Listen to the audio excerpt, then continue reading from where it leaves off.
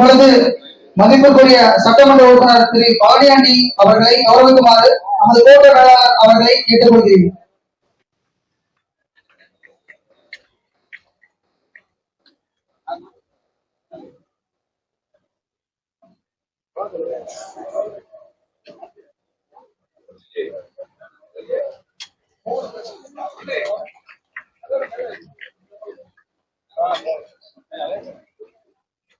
அடுத்தபடியாக விருது வழங்கும் விழா நடைபெறவிருக்கிறது. ABSS drawing competition of Srinagar. First prize goes to A. Avinash, 9th standard, Arogya Madha Metric Higher Secondary School. நாடாளுமன்ற உறுப்பினர் அவர்களை அழைக்கிறோம்.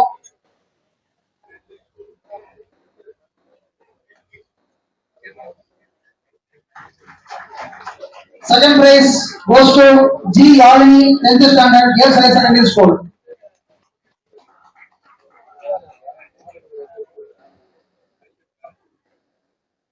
Third prize goes to G. Danyasri, 7th standard, Rajam Vetlet, Municipal School.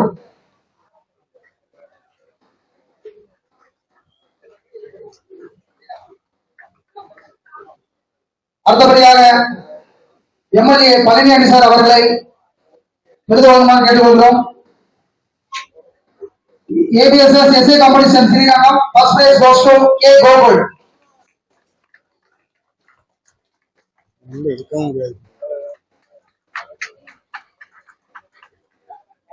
Second prize goes to N. Abhijit.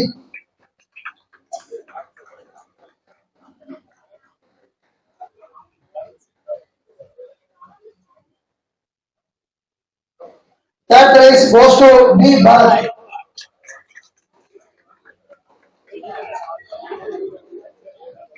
Thank you, sir.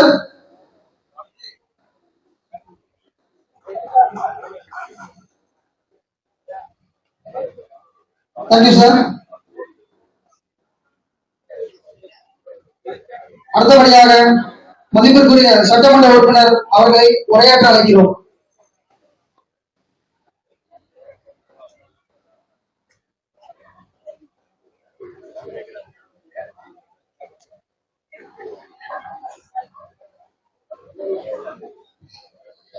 Srirangam railway நிலையத்தை துவக்கி வைத்த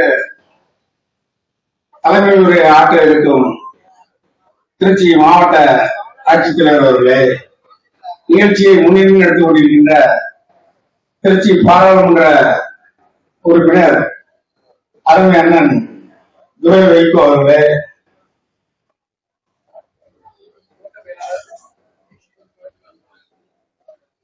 கோட்ட மேலாளர் திரு அன்பழகன் அவர்களே, மேடம் அவர்களே, ஐயா முன்னாள் ராணுவ வீரர் அவர்களே, பெரியவர்களே, நிகழ்ச்சியில் கலந்து கொண்டிருக்கும் கழக முன்னோடிகளே, உங்கள் அனைவருக்கும் முதற்கணம் வணக்கத்தை தெரிவித்துக் கொண்டு, இந்த தமிழகத்திலே தமிழக முதலமைச்சர் அவர்கள் வழிகாட்டி செல்ல முடியும் துணை முதலமைச்சர் அவர்களின் செயல்திறனை ஊக்குவிக்கும் வகையில் இந்த தமிழக அரசு நடந்து கொண்டிருக்கிறது.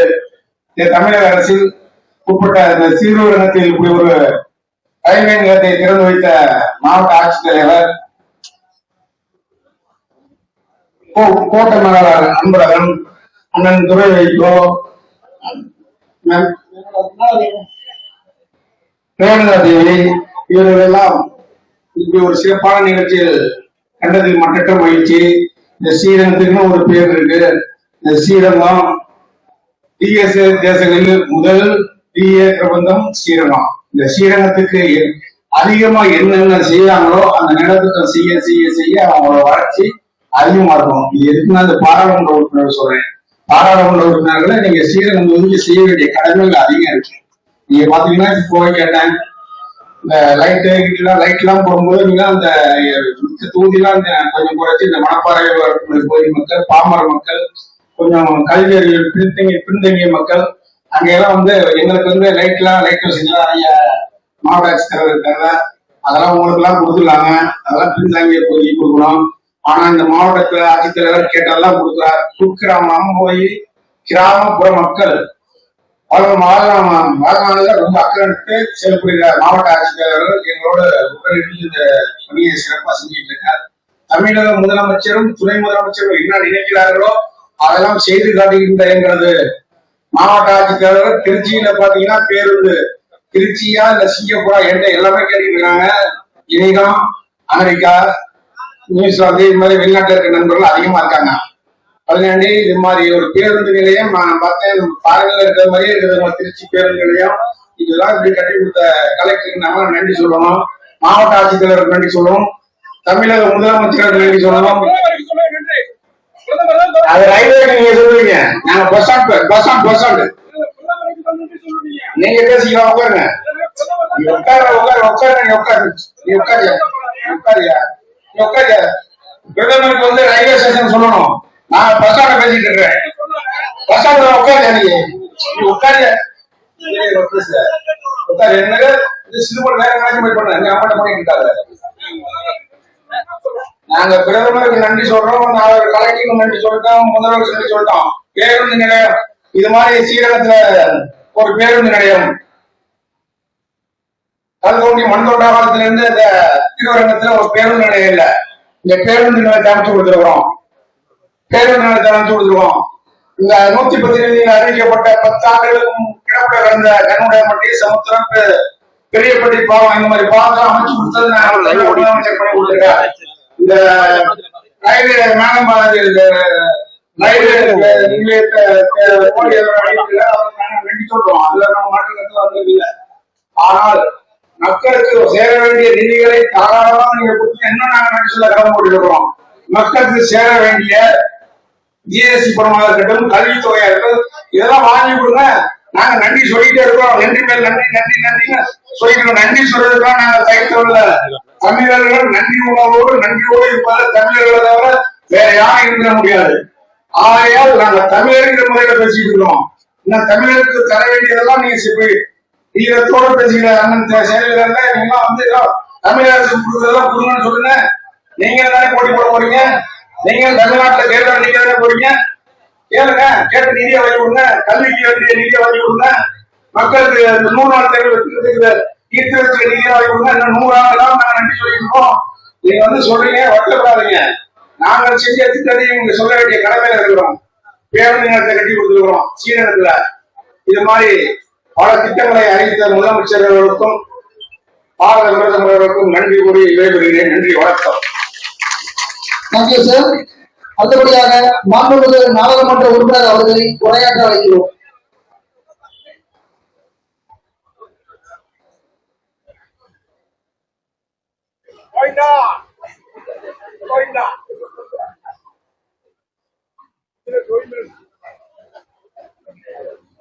இந்த நன்னிகழ்விற்கு வந்து சிறப்பு செய்துள்ள ஸ்ரீரங்கத்து பொதுமக்கள், பத்திரிகை ஊடகவியலாளர்கள்,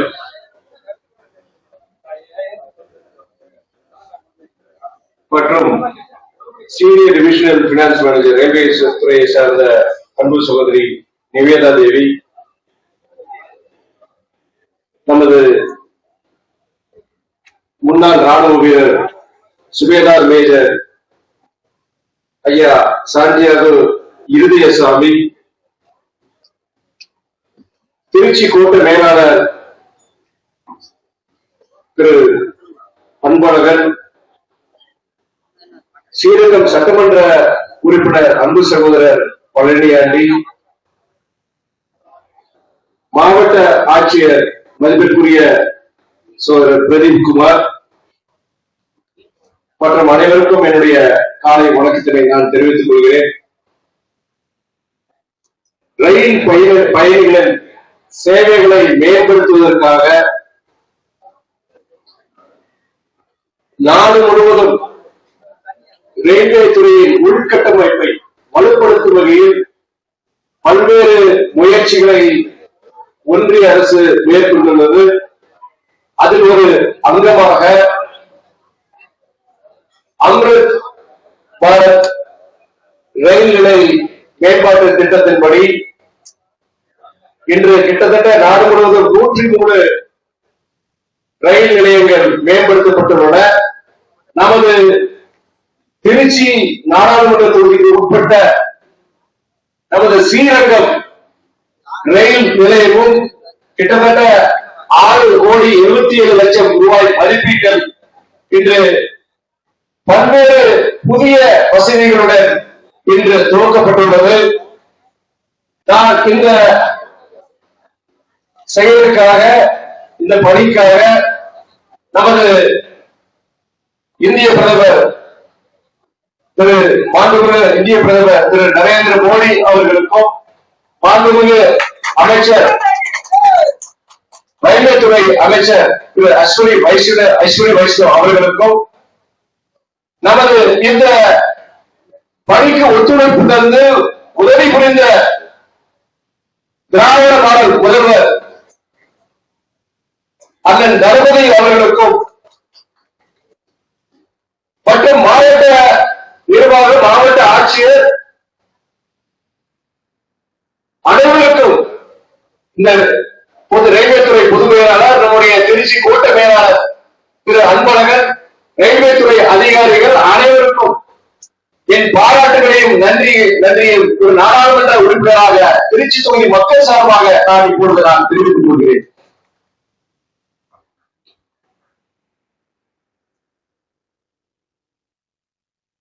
சமீப காலமாக நீங்களே பார்த்திருப்பீங்க, கடந்த ஒரு 11 மாதமாக பல்வேறு நம்ம திருச்சி தொகுதிக்கு சம்பந்தமான மக்களுடைய நீண்டகால கோரிக்கைகள் அதை நிறைவேற்றுவதற்கு ஒரு நாடாளுமன்ற உறுப்பினராக பல்வேறு பணிகளை நான் மேற்கொண்டுள்ளேன். உங்களுக்கு குறிப்பா சொல்லணும்னா, நம்முடைய கிட்டத்தட்ட 15 வருஷ கோரிக்கையினுடைய ஜீகாலர், சென்னை திருச்சி நெடுஞ்சாலையில் இருக்க ஜீகாலரா இருக்கட்டும், சஞ்சீவி நகர் மற்றும் இங்க ஸ்ரீரங்கம் கொள்ளிட ஒய் ஜங்ஷன், இதெல்லாம் தேசிய நெடுஞ்சாலைத்துறை, national highways authority of India அவங்க எடுத்து முடிக்க வேண்டிய பணிகள். ஆனா இதற்கு 15 வருஷம் அந்த கோரிக்கைகள் இருக்கு. அது சில சவால்கள் இருந்தது. குறிப்பா ஜீகாலரை பொறுத்தவரைக்கும் அங்க ரயில்வே துறை நிலம் அமைந்துள்ளது. ரயில்வே துறை அந்த நிலத்தை கொடுத்தாதான் அந்த பணி நிறைவடையும்.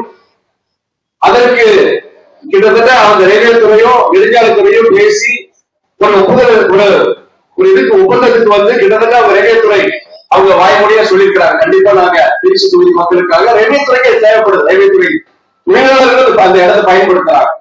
அதனால வந்து அவங்க ஒப்புதல் கொடுத்திருக்கிறாங்க. இந்த நேரத்துல என்னுடைய நம்ம திருச்சி ரயில்வே கோட்ட மேலாளர் அன்பழகன் அவர்களுக்கும், ரயில்வே துறை அமைச்சகத்துக்கும் எல்லாருக்கும் என்னுடைய தொகுதி மக்கள் சார்பாக மீண்டும் என்னுடைய நன்றியை நான் தெரிவித்துக் கொள்கிறேன். இன்னொரு முக்கியமான விஷயம், நம்முடைய சமீபத்தில் நடந்த தெற்கு ரயில்வே பொது மேலாளர் கலந்துகிட்ட அந்த கூட்டத்தில் நான் வச்ச பல கோரிக்கைகள், முக்கியமான சில கோரிக்கைகள் என்னன்னா, நம்ம திருச்சி மாநகர் மற்றும் பக்கத்தை சுத்தியில் இருக்க நிறைய பகுதிகள், ரயில் நிலையங்கள், சேலம் ரயில்வே டிவிஷன்லயும் மதுரை ரயில்வே டிவிஷன்லயும் இருக்கு. இது என்னன்னா, உங்களுடைய நம்ம ரயில்வே துறை நிர்வாகத்துக்கு நிறைய சிரமங்களை கொடுக்குது. அதே நேரத்தில் மனுக்கள் கொண்டு வருவாங்க, நம்ம பொதுமக்களுக்கும் அந்த சிரமத்தை கொடுக்குது. அதனால இந்த திருச்சி மாநகரத்துக்கு உட்பட்ட சில பகுதிகள், அருகாமையில் உள்ள பகுதிகள் எல்லாமே திருச்சி கோட்டத்துக்குள்ள கொண்டு வரணும்னு சொல்லி ஒரு கோரிக்கையை நான் வச்சிருந்தனால அது கண்டிப்பா அது பரிசீலனை பண்ண சொல்லியிருக்காங்க. இந்த நேரத்தில் நம்ம கோட்டை மேலாளர், ரயில்வே துறை அதிகாரிகள் அதை நினைவுபடுத்த விரும்புகிறேன். அதை மட்டும் இல்லாம நான் அந்த சமீபத்துல நம்முடைய மாண்புமிகு ரயில்வே துறை அமைச்சர் திரு அஸ்வினி வைஷ்ணவ் அவர்களை தனிப்பட்ட முறையில் நான் சந்தித்து, நான் திருச்சி தொகுதி நாடாளுமன்ற உறுப்பினர், கிட்டத்தட்ட 15 வருஷமா பல்வேறு கோரிக்கைகள் நிலுவையில் இருக்கு. ஒரு நாடாளுமன்ற உறுப்பினராக கட்சி எல்லைகளை கடந்து, சித்தாந்தங்களை கடந்து என் மக்களுக்காக, என் திருச்சி மக்களுக்காக நீங்கள் சில திட்டங்களை நீங்கள் அறிவிக்க வேண்டும் அப்படின்னு சொல்லும்போது, அப்ப நான் நீங்க அவரு முக்கியமான சில பட்டியலிட்டு சொன்னாரு. அப்ப சொல்லும் பொழுது அவரு இந்த ரயில் ஓட்டுச்சு ஆரோபி வாகன ரயில்வே மேம்பாலங்கள், வெஹிக்கிள் அண்டர்பாஸ், வாகன சுரங்க பாதைகள், அது பட்டியல் போடும் போது சில அதெல்லாம் முக்கியமானதெல்லாம் கண்டிப்பா நம்ம பண்ணி கொடுப்போம் சொல்லியிருந்தாரு. புதிய ரயில்கள், திருச்சியிலிருந்து புதிய ரயில்கள், திருச்சியிலிருந்து துவங்குற புதிய ரயில்கள் எனக்கு அது ஒரு 3 ரயில் கேட்டிருந்தேன். திருச்சியிலிருந்து எர்ணாகுளம், திருச்சியிலிருந்து பெங்களூர், திருச்சியிலிருந்து திருப்பதி கேட்டிருந்தேன். 3ல ஏதாவது ஒண்ணு நான் நீங்க கேளுங்க, முடிவெடுக்க நான் செஞ்சு கொடுக்குறேன்னு சொல்லியிருந்தாரு. அப்ப இந்த பகுதி மக்கள்கிட்ட கேட்டு 3மே முக்கியமானது. இதை எது நம்ம கேட்கலாம்னு சொல்லிட்டு நம்ம எல்லாருக்கிட்டையும் கேட்கிறோம். கட்சி எல்லைகளை கடந்து எல்லார்கிட்டையும் கேட்கும் போது முதல்ல திருச்சியிலிருந்து திருப்பதிக்கு ஒரு ரயில் இடம் ஒண்ணுதான் அது சிறப்பாக சொன்னதுனால நான் அமைச்சருக்கு அந்த கோரிக்கையை கொடுத்து நம்முடைய புதுமையாளர் நம்முடைய கோட்டை மேலாளர் அவங்களுடைய சொல்லி அமைச்சரவை இருக்கு வாக்குறுதி கொடுத்திருக்கான்னு சொல்லிட்டு நான் இன்னைக்கு நம்முடைய பெருமாள் உடைய சந்ததியில இன்னைக்கு மறுபடியும் நான் சொல்றேன், ரயில்வே துறை அதிகாரிகளுடைய ஒத்துழைப்போடு அமைச்சருடைய ஒத்துழைப்போடு கண்டிப்பா இங்க நம்ம திருச்சியிலிருந்து திருப்பதிக்கு அந்த புதிய ரயில் கொண்டு வரதுக்கு கண்டிப்பா என்னுடைய முயற்சிகளை நான் எடுப்பேன். நான் இந்த நேரத்தில் நான் சொல்றேன். நானு அதே வேளையில இன்னொரு கோரிக்கை வச்சிருந்தேன். நமக்கு ரயில்வே திருச்சியை பொறுத்த வரைக்கும் நிறைய ரயில்வே இலங்கள் இருக்குங்க. நம்ம சென்னையில இருக்கிற ஐசிஎஃப் மாதிரி வந்தே பாரத் போன்ற அதிநவீன இந்த ரயில்கள் தயாரிக்கக்கூடிய வசதிகள் இங்க இருக்கு, நிலம் இருக்கு, பொறியாளர்கள் இருக்கிறாங்க, அனுபவமிக்க பொறியாளர்கள் இருக்கிறாங்க. அதனால அப்படிப்பட்ட ஒரு தொழிற்சாலை இங்க துவங்கணும்னு சொல்லிட்டு நான் ஒரு கோரிக்கை வச்சிருந்தேன். ஆனா சமீபத்துல ஒரு அறிவிப்பு எனக்கு ரொம்ப மகிழ்ச்சி கொடுத்தது. என்னன்னா கிட்டத்தட்ட 300 கோடி ரூபாய் செலவுல நமக்கு இங்க மோட்டர் ஒர்க் ஷாப்ல அங்க வந்தே பாரத் ரயில்களை பழுதுபார்க்கும் ஒரு ஒர்க் ஷாப் அதை கொண்டு வர அறிவிப்பு கொடுத்திருக்கிறாங்க. இதனால என்னன்னா வேலை வாய்ப்புகள் வரப்போகுது. அது மட்டும் இல்லாம வந்தே பாரத் ட்ரெயின் நமக்கு கிட்டத்தட்ட 2 ட்ரெயின்ல போகுதுன்னு நினைக்கிறேன். அந்த தன்மையை வர்றதுனால கூடுதல் வந்தே பாரத் ட்ரெயின்கள் நமக்கு திருச்சி வழி போறதுக்கு ஒரு மிகப்பெரிய ஒரு வாய்ப்பு கிடைச்சிருக்கு. இந்த நேரத்துல அதுக்குள்ள ரயில்வே துறையினுடைய மனமார்ந்த நன்றியை நான் இந்த நேரத்தில் தெரிவிச்சுக்கிறேன். நான் பல்வேறு கோரிக்கை நிறைய கோரிக்கை இருந்தது நல்லது சொல்லியிருந்தனால உண்மையிலே நான் ரயில்வே திருச்சி மாநகரத்தில் இருக்கிற நம்ம ரயில்வே ஸ்டேஷன் ஒரு ஆய்வு பண்ணியிருந்தேன். ஆய்வு பண்ணும் போது நான் வெளிப்படையா பேசுறேன். நான் எதுவுமே இல்லை. நீங்க ஆய்வு யாருக்கும் தெரியாது, திடீர்னு தான் போனேன். மருத்துவமனை அந்த அவசியம் எங்க போனாலும் சரி திடீர் ஆய்வு யாரும் சொல்லிட்டு போனது கிடையாது. நான் பார்த்துட்டு உண்மையிலே நான் பயந்துட்டு இருந்தேன். நிறைய குறைபாடுகள் இருக்கும் பிரச்சனை இருக்குன்னு சொல்லும்போது அங்க பார்க்கும்போது எனக்கு ஒரு இன்பம் இருந்துச்சு. எல்லாமே நல்லபடியா சீரா பண்ணிட்டாங்க. பெரிய குறைகள் எதுவும் கிடையாது. 100 மார்க் கொடுக்கலாம். 100 மார்க்கு 90 விழுக்காடு நான் கொடுக்கலாம் சொல்றேன். திருச்சி ரயில்களுக்கு கொடுக்கலாம். அதுக்கு என்னுடைய மறுபடியும் என்னுடைய பாராட்டுகள் கோட்டை மேலாளருக்கும் ரயில்வே துறை இருக்கிற அத்தனை அதிகாரிகள் ஊழியர்கள் உங்களுக்கு எல்லாருக்கும் என்னுடைய நன்றியை நான் தெரிவிச்சுக்கிறேன். என்னுடைய கோரிக்கை பல கோரிக்கைகள் உங்களுக்கு ஒன்றிய அரசு ஒரு சிக்கல் இருக்கு. ஆனா பல்வேறு மக்களுடைய திருச்சி மக்களுடைய கோரிக்கைகளை நான் கொடுக்கும் பொழுது அதை தனியோட வாங்கி அதை பார்த்து முடிஞ்ச வரைக்கும் நிறைவேற்றணும் உங்களுடைய முயற்சிக்கு மறுபடியும் என்னுடைய நன்றியை தெரிவிச்சுக்கிட்டு இன்னைக்கு ஸ்ரீரங்கத்துல ஒரு நல்ல ஒரு பல வசதிகளும் இன்னைக்கு நம்மளுடைய இந்த ரயில்களை நம்ம புதுப்பிச்சு திறந்திருக்கிறோம்.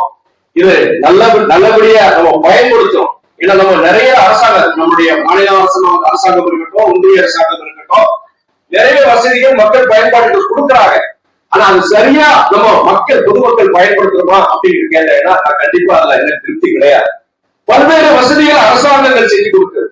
ஆனா அதை பொறுப்போடு அதை நல்ல விதமா அதை பயன்படுத்துற இது பல இடங்கள் நான் பார்க்கறது கிடையாது. நான் நிறைய இடத்துல சொல்றேன், நீங்க அரசியல்வாதிகளையும் அதிகாரிகளையும் நம்ம கூட சொல்றோம். ஆனா நிறைய பிரச்சனைகள் நம்ம மக்கள் கிட்டதான் ஒரு வசதி ஏற்படுத்தி கொடுத்தீங்கன்னா அந்த அரசாங்கம் எந்த அரசாங்கம் இருந்தாலும் அது நல்ல முறையில பயன்படுத்தணும். அதை அபியூஸ் பண்ணக்கூடாது. அது பொது சொத்து. அது பொறுத்த வரைக்கும் இன்னைக்கு இந்த ஸ்ரீரங்கம் ரயில்வே பொறுத்த வரைக்கும் நல்லபடியா அவங்க செஞ்சு கொடுத்திருக்கிறாங்க. அதை நல்லபடியா நம்ம பயன்படுத்தணும். எந்த விதத்திலயும் எந்த குறைபாடு உருவாக்குற மாதிரி நம்ம பண்ணிடக்கூடாது. இந்த நிகழ்வுல மறுபடியும் இன்னைக்கு இந்த ஸ்ரீரங்கம் ரயில் நிலையத்தை புதுப்பிச்சு கொடுத்த நம்முடைய இந்திய பிரதமர் மாண்புமிகு திரு நரேந்திர மோடி, நம்முடைய மாண்புமிகு ரயில்வே அமைச்சர் திரு அஸ்வினி வைஷ்ணவ், நம்முடைய தமிழக திராவிட மாடல் முதல்வர் அண்ணன் தளபதி, மாவட்ட ஆட்சியர், ரயில்வே துறை அதிகாரிகள் அனைவருக்கும் ஒரு நாடாளுமன்ற உறுப்பினரா என்னுடைய மக்கள் சார்பாக என்னுடைய நன்றியை தெரிவித்துவிட்டு அமர்கிறேன். நன்றி, வணக்கம். Thank you sir. விழாவிற்கு வருகை தந்திருக்கும் திரு ஒன்றுமுத்து அவர்களை வரவேற்கிறோம். அடுத்தபடியாக சுபேதார் மேஜர் ஹானரரி கேப்டன் திரு எஸ் சந்தியாகோ அவர்களை பேசுமாறு தாழ்மையோடு கேட்டுக்கொள்கிறோம்.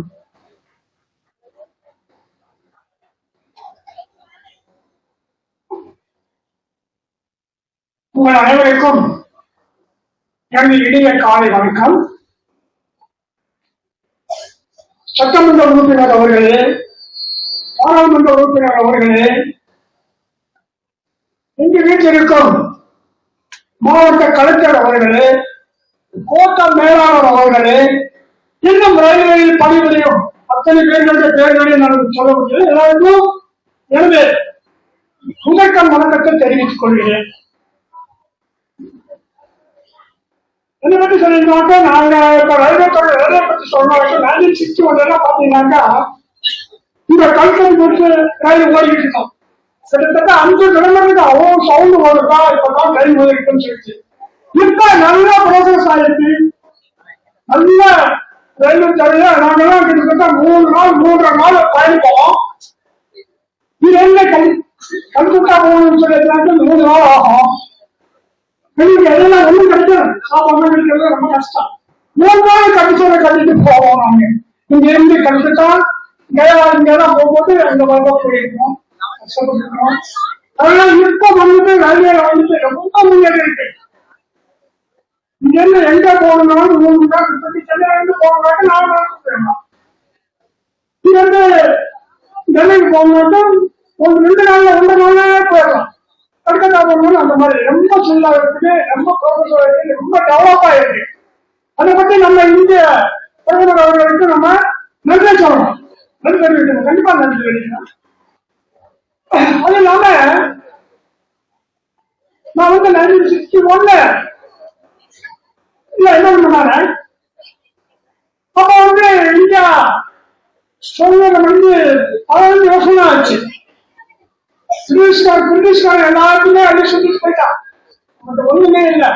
பிரதமர் இருந்தாங்க, கொஞ்சம் எக்ஸ்பீரியன்ஸ்லாம் இருந்துச்சு.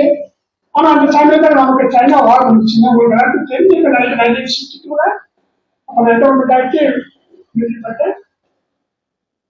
நமக்கு எக்ஸ்பீரியன்ஸ் இல்லை. அதனால கொஞ்சம் பின் வாங்கிட்டோம். அதனால பின்னால வாங்க. ஆனா இன்னைக்கு எந்த நாடு வந்தாலும் இந்தியாவை ஒன்றும் செய்ய இயலாது என்பதை நான் உங்களுக்கு அதோடு ஒரு சின்ன வேண்டுகோள் கூட்டம் மேலாளர் அவர் எடுத்து வச்சேன். என்னன்னா சர்வீஸ்ல பண்ணிட்டு இருக்கவங்க 10 மாசம் கீழே இருக்காங்க. நான் வேற சர்வீஸ் பண்ணிருக்கேன். எத்தனை சாட்சி ஓட்ட என்ன கை அப்படியே காரணம் எரிச்சல் எடுக்கும். நிக்க முடியாது. 2 மணி நேரம் டியூட்டி பார்க்கறது நிக்க முடியாது. சர்வசாதாரணமா சொல்றோம். அதனால ஐயா அவங்களுக்கு வேண்டுகோள், சர்வீஸ்ல இருக்கிறவங்களுக்கு எக்ஸர்வீஸ் வந்துருக்குங்க. சர்வீஸ்ல இருக்கிற ஜவான் லீவ்ல திரும்ப போகும்போது ரிசர்வேஷன் கிடைக்காம ரொம்ப கஷ்டப்பட்டு போயிருக்காங்க. அதனால ஐயாவை சொன்னேன், கொஞ்சம் எக்ஸர்வீஸ்மென்ட் சர்வீஸ்மென்ட் கோட்டா கொஞ்சம் இன்க்ரீஸ் பண்ணி அவங்களுக்கு பிரச்சனை இல்லாம போய் சேரணும். காரணம் என்னன்னா, 1 நாள் ஆச்சுன்னா போதும், மீதியில அவனுக்கு 1 மாசம் சம்பளத்தையே கட்டணத்துக்குள்ள ஆர்மி ஆதரவுக்கு இதெல்லாம் தெரிஞ்சுதான் சொல்றேன். வேலை செய்து இதை அமல செய்ய மாட்டேன். சட்டமன்ற உறுப்பினர் பாராளுமன்ற உறுப்பினருக்கு நான் கேட்டுக்கொள்றேன். அதோடு நான் பெரிய பணக்காரங்களும் இல்லை, சாதாரண குடும்பத்தில் ஏழை குடும்பத்தில் வந்தேன். ஓரளவு ஏதோ கொஞ்சம் படிச்சேன். என்னால் படிச்சு போக முடியல. 5 கிலோமீட்டர் போகணும்.